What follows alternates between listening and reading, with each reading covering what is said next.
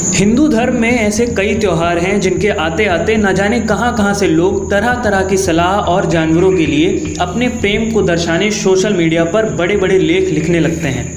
अगर होली आती है तो रंगों से नुकसान बताए जाते हैं, जानवरों को ना रंगा जाए ऐसा कहा जाता है। दिवाली आती है तो कहा जाता है कि बिना पटाखों के ही दिवाली मनाइए, क्योंकि पटाखों से जानवरों को डर लगता है और प्रदूषण भी फैलता है, जो बिल्कुल सही है। लेकिन इस बार कुछ ऐसा हुआ जिसके बाद तमाम ऐसे लोग और ऑर्गेनाइजेशंस पर सवाल उठ रहे हैं। पेटा का नाम आप सबने सुना ही होगा, जो एक एनिमल राइट्स ऑर्गेनाइजेशन है। दरअसल पेटा इंडिया ने एक पोस्टर लगाया जिसमें एक गाय की तस्वीर लगी हुई थी और लिखा हुआ था, this Rakshabandhan please protect me and go leather free. लेकिन हैरानी की बात यह है कि आज तक शायद ही आपने लेदर से बनी राखियों के बारे में कभी सुना हो, और अगर आपको ऐसे किसी भी केस के बारे में मालूम भी है तो हमें ज़रूर बताइएगा। इसके बाद जब पेटा इंडिया से इस पर सवाल हुआ तो उनका कहना था कि हम तो ये कह ही नहीं रहे हैं कि राखियाँ लेदर की बनी हुई होती हैं, हम तो ये कह रहे हैं कि रक्षाबंधन गायों की सुरक्षा को और ज़्यादा बढ़ाने के लिए अच्छा दिन है।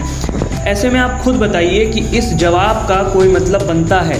बल्कि इस तरह के पोस्टर से सिर्फ पेटा इंडिया हिंदू धर्म के त्यौहार को टारगेट कर रहा है, जिसका असलियत में लेदर से कोई लेना देना ही नहीं है।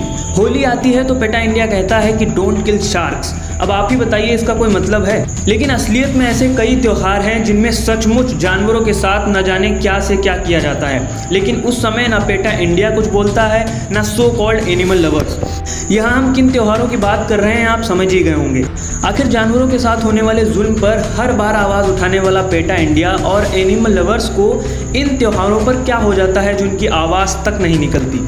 पेटा इंडिया ने लखनऊ में बकरे की तस्वीर लगाकर गो वैगन नाम से एक पोस्टर क्या लगा दिया, तमाम मौलाना इसके विरोध में उतर आए। आलम यह हुआ कि पेटा ने जवाब दिया और कहा कि पोस्टर ईद से रिलेटेड नहीं है। बताइए आखिर कौन सा ऐसा डर था पेटा इंडिया को जो त्योहार के नाम पर काट दिए जाने वाले बकरों के लिए आवाज़ तक नहीं उठा सका।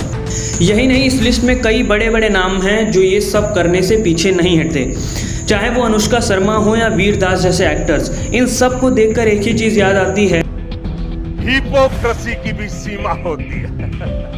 आप खुद ही अंदाज़ा लगा लीजिए कि हिंदुस्तान में ही हिंदुओं के त्योहारों को कितने बड़े लेवल पर टारगेट किया जा रहा है, और इसलिए ही यह कहना बिल्कुल सही है कि देश का हिंदू खतरे में है।